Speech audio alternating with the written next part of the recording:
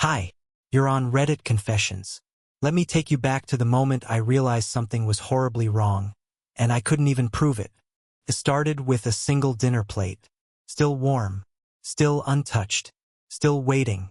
That plate sat across from me like a question mark. The silverware perfectly placed. The wine breathing just enough. Candlelight flickering over a table that had no audience. I sat there like an idiot, checking the clock every 10 minutes, convincing myself it was just traffic. That maybe she lost signal. That maybe, just maybe, she was actually networking. But the meat cooled.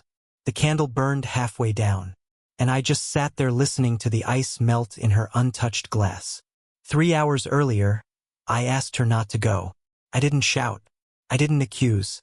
I just said I had a bad feeling. I even made that awful nervous joke about how private parties thrown by bosses rarely end with professional handshakes. She laughed. That forced kind of laugh. Like she was more annoyed than amused. Said I was being dramatic. Said Lowell. Yeah, her new boss was legitimately brilliant, and that this invite was career fuel. Then she walked out the door in heels that echoed harder than her goodbye. She didn't text. She didn't call. And when I woke up the next morning, her side of the bed looked like no one had ever loved me there.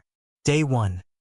I stared at her empty tea mug and imagined her just forgetting me. Day 2, I called her friends. None of them knew anything, or pretended not to. Day 3, her voicemail still hadn't changed. But on the morning of day 4, I opened our linen closet looking for a spare towel, and found something that didn't belong. Something that shouldn't have been hidden. Something that changed everything I thought I knew about Darcy. And myself. When I opened the linen closet, I wasn't looking for secrets. I wasn't snooping, I wasn't trying to prove anything. I just wanted a clean towel.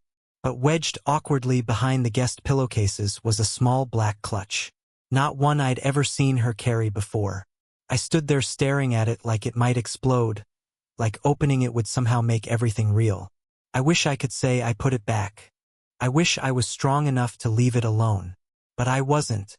My fingers moved before my brain caught up. Inside were 3 things. A tube of lipstick. Not her usual muted tones, but bright, striking red. The kind you wear when you want to be noticed. A hotel keycard. No logo. Just the cold swipe of infidelity. And a handwritten note on the back of a folded business card. 5 words. That's all it said. Room 614. Same as before. I must have read it 100 times. Same as before? What did that even mean? Before what? Before me? Before last Thursday? Before our marriage turned into this slow-motion betrayal? I didn't know what to do. My hands shook so badly I dropped the card on the floor. Buttons, our dog, came trotting over and looked up at me like even he knew something was off. I sat down on the edge of the bed and stared at the wall for almost an hour. I wanted to scream. I wanted to cry. But mostly I wanted it to be a mistake. Maybe the clutch wasn't hers. Maybe someone left it here. Maybe it wasn't real. But I knew it was. Darcy never left things out of place. She was organized to the point of obsession. That clutch wasn't forgotten, it was hidden. Tucked away like guilt stuffed behind bath towels. Still no call. No message. Her phone went straight to voicemail again. I didn't leave one. What was I supposed to say? Hey, babe, found your lipstick and hotel key next to a secret note. Just checking in? It was now 4 days since she walked out in that dress. Heels clacking like punctuation marks on the floor. I replayed every second of her leaving. Her tone, her words, the way she adjusted her necklace while I asked her not to go. She hadn't even asked why I was so upset. Just smiled like I was being silly. I wasn't. And now I had proof that I wasn't crazy. But what was I supposed to do with it? By midnight I was pacing. I had called the number on the business card. It belonged to a boutique downtown.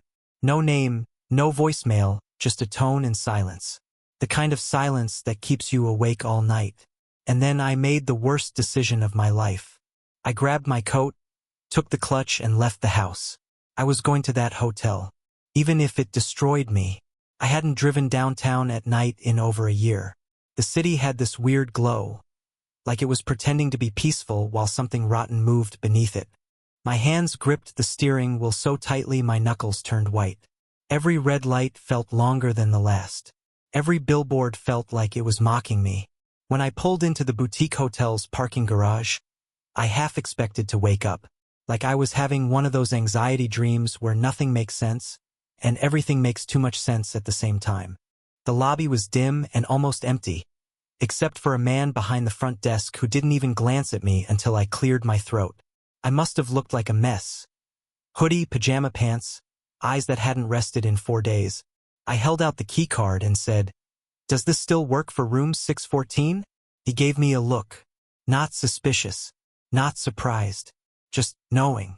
Then he nodded. Just like that. No questions asked. I stepped into the elevator with my heart punching holes in my chest. As the numbers ticked up, my mind spiraled. What if I found her in there? What if she wasn't alone? What if she looked me in the eyes and felt nothing? When the doors opened on the 6th floor, the hallway was too quiet. I walked past the ice machine, past identical doors that all looked like they were hiding something. Room 614 sat at the end, almost like it was waiting. I slid the key into the lock. A green light blinked. The door clicked open. The room was empty. No people. No bags. No signs of recent activity. Just that awful, sterile hotel air that smells like detergent and regret. I stepped inside anyway. Sat on the edge of the bed. Tried to imagine her here.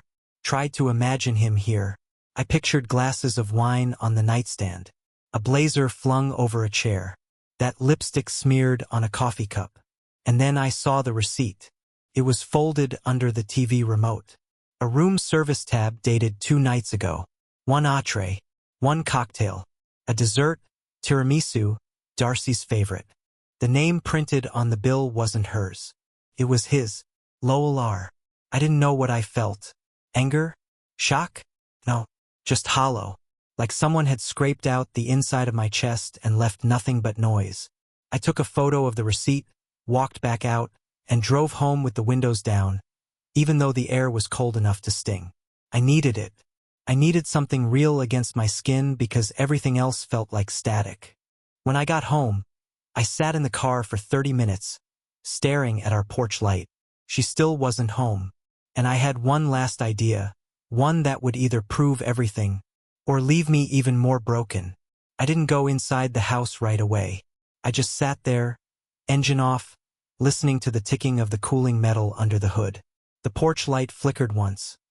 Probably just a bulb on its last leg, but at that moment, it felt like the universe was mocking me. I opened my phone again. Still nothing. No texts, no missed calls, no message from Darcy explaining where she'd been for almost 4 full days. But I knew where she'd probably been. Room 614. Lowell R. Tiramisu. That receipt still burned in my pocket like it wanted to crawl back out and slap me across the face. I finally forced myself to get out of the car and walk inside. Buttons greeted me like he'd won the lottery, jumping, wagging, whining. I knelt down, hugged him longer than usual and whispered, "It's just us now, bud." And that's when I realized I didn't even know if she was coming back. I didn't know if I wanted her to. I'd spent years believing in this version of her that probably didn't exist anymore, if she ever did at all. I made myself coffee even though it was 1:30 a.m.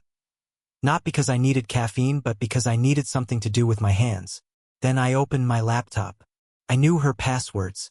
Not because I spied, because we trusted each other once. Or maybe just I trusted her. I opened her cloud account, something I hadn't touched in months. Her recent uploads were sparse. Just 2 new files, both image files. Both time-stamped during her missing days. The first one was blurry. It looked like a rushed photo of a wine glass, half empty, with flickering lights in the background. Nothing damning, just suggestive. The second one, though, made my stomach lurch. It was a selfie. Not a scandalous one. Not even inappropriate. But her eyes. Her expression. It was like she didn't recognize herself. Like she was trying to look happy but didn't quite know how. She wasn't alone either. Over her shoulder, partially out of frame, was a man's arm resting along the back of a velvet sofa. No face, just the crisp edge of a tailored shirt and a gold cufflink. I zoomed in. The cufflink had initials, L. R. My chest tightened.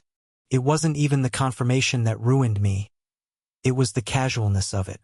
The way she took that photo like it was just another night. Like the life we built together wasn't unraveling at the edges while she posed with a man I'd never met, in a room I'd never seen. And then I noticed the third file, a voice memo. I hovered over it for what felt like an hour. My hand trembled as I clicked play. Static. Then her voice, soft, unsure, like she was speaking to someone in the dark. I don't know how much longer I can keep doing this. He's kind. He makes dinner. He still believes in me. But I don't feel it anymore. I haven't in a long time. I wish I did. She was talking about me, and she didn't even say my name. I sat there in my dim kitchen, listening to the woman I loved confess to some stranger, probably him, that I was just a warm body in the background of her life. A habit she wanted to break. I didn't sleep that night, and by sunrise, I had made a decision that would change everything. By the time the sun started bleeding through the curtains, I was already dressed. I hadn't slept. I hadn't showered. I was functioning on raw nerves and the kind of quiet fury that doesn't explode, it just simmers. That voice memo had rewired something inside me.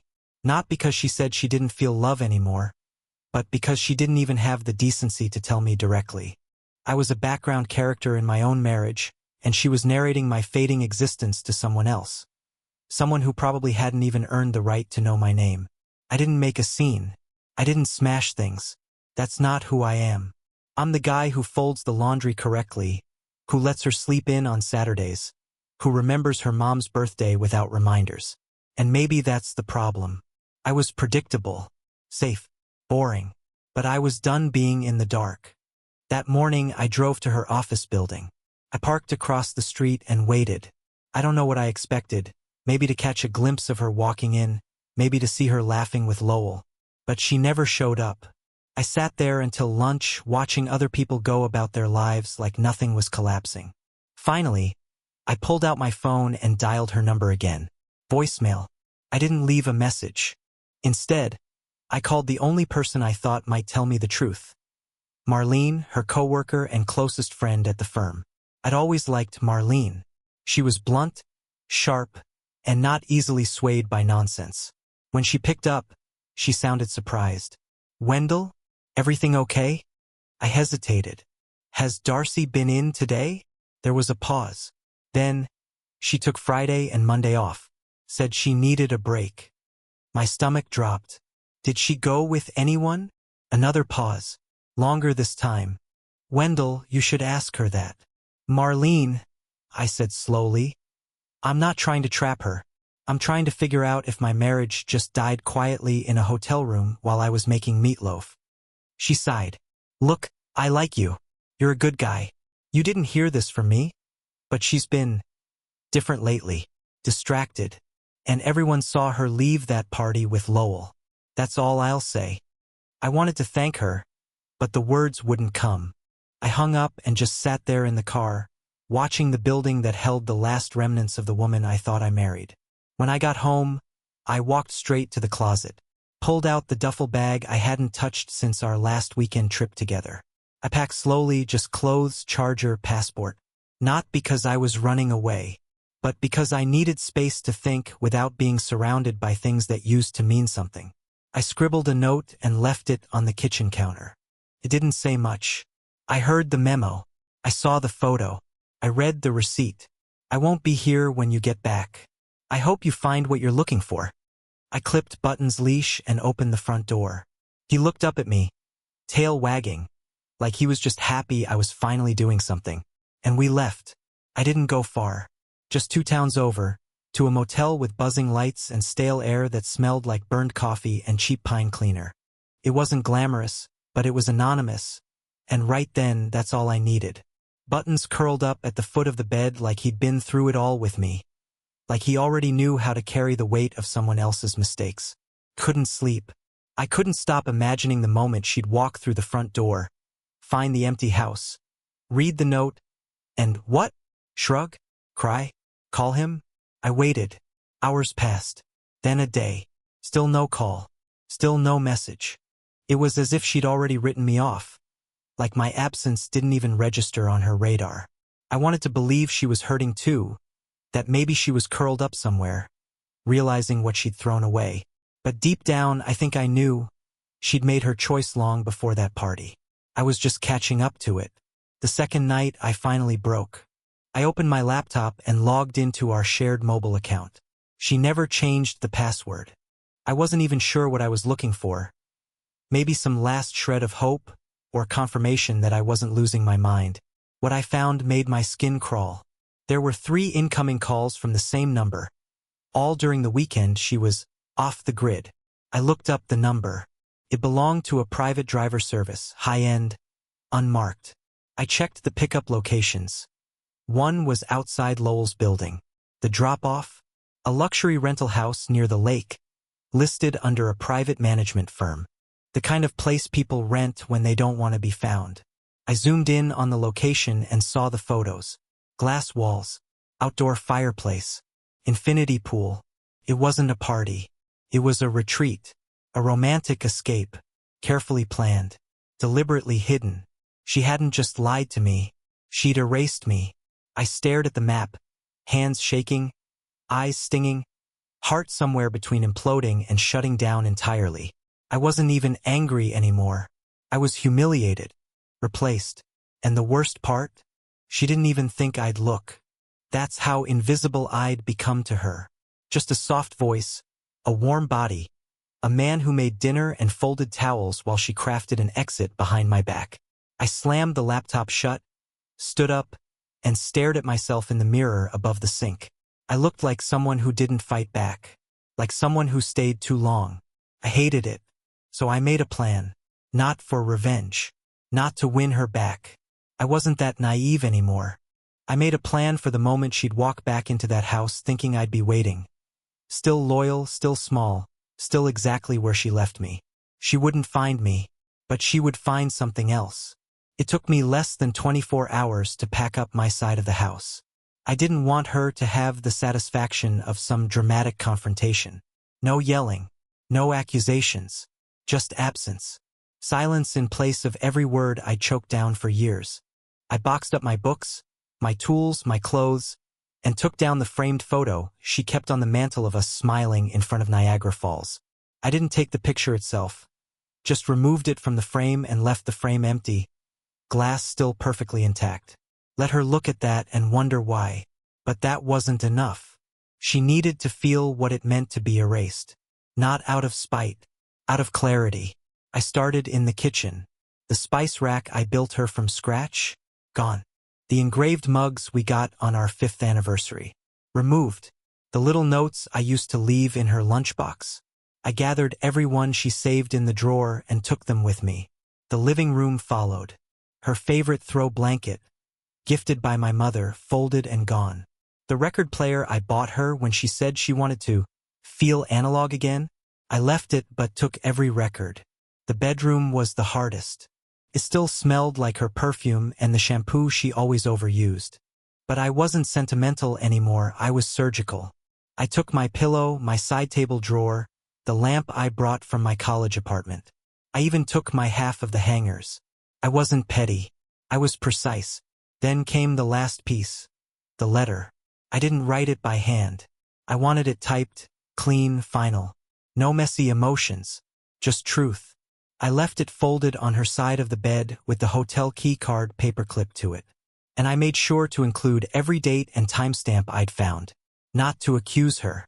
Just to show her I knew. The letter wasn't angry. It wasn't desperate. It was calm. Almost too calm. Darcy, this wasn't sudden. You were already leaving long before I noticed. I gave you the space to tell me, and instead you chose silence. I'm choosing the same now, only mine will last. I didn't sign it. I left the key to the house in the empty frame on the mantel. And then I left the garage remote on top of the receipt from room 614. Not because I wanted to remind her. Because I wanted her to realize she'd never see me beg. At dusk, I walked out the front door with buttons, locked it behind me, and didn't look back. I got into the car and drove away without a destination. Just away. As the house disappeared in the rearview mirror, I felt something I hadn't felt in weeks. Stillness. Not peace exactly, but something close. And then, as if on cue, my phone buzzed. It was her. A text. 4 words. "Where are you, Wendell?" I didn't respond. Not yet. I didn't respond to her message that night. Or the next day. Not because I wanted to hurt her, that's not who I am. But because for once, I wanted the silence to be mine. My choice. I wanted her to feel what it was like to wonder, to sit in uncertainty, to not be the center of someone's world for a moment. She had spent months slipping away in pieces, and I had spent months pretending not to notice. But I noticed. I noticed everything. 3 days later, I was sitting on a bench outside a quiet cabin I'd rented up north, sipping weak coffee and watching buttons chase leaves when my phone rang. This time, she left a voicemail. Her voice was shaking, unsure. Not the cold, detached tone from the memo I'd listened to over and over. She said she didn't expect me to forgive her. Said she thought I didn't care anymore, that she felt invisible too. That Lowell was just an escape. Not love, not even close. She said being in that rental house made her feel smaller, not freer. That the silence scared her more than anything she'd ever felt. I didn't call her back. But I didn't block her either. A week passed. Then 2. And then, a letter arrived. A real one. Handwritten. No apologies. No justifications. Just truth. She said she started going to therapy. That she'd told her mother everything. That she didn't want to win me back. She just wanted me to know she was finally being honest. With herself. With others. She said if I ever wanted to talk, she'd wait. Not push, not beg. And that's exactly what I needed. Because I didn't want revenge. I didn't want some dramatic collapse. I wanted closure. And maybe someday something new. I didn't take her back. But I met her for coffee. We talked for 3 hours about everything. The silence. The party. The lie. The unraveling. It didn't fix us. But it didn't destroy me either. It made me realize I still had parts of myself she couldn't touch. Parts I'd left behind to make her comfortable. Now, I'm not her husband anymore. But I'm something better. I'm me again. And that's enough. Have you ever faced a truth that changed your life, but led to something better? Share a real moment from your past that taught you something about strength or healing. Thanks for watching Reddit Confessions. Subscribe for more stories that prove even the most painful endings can lead to unexpected beginnings.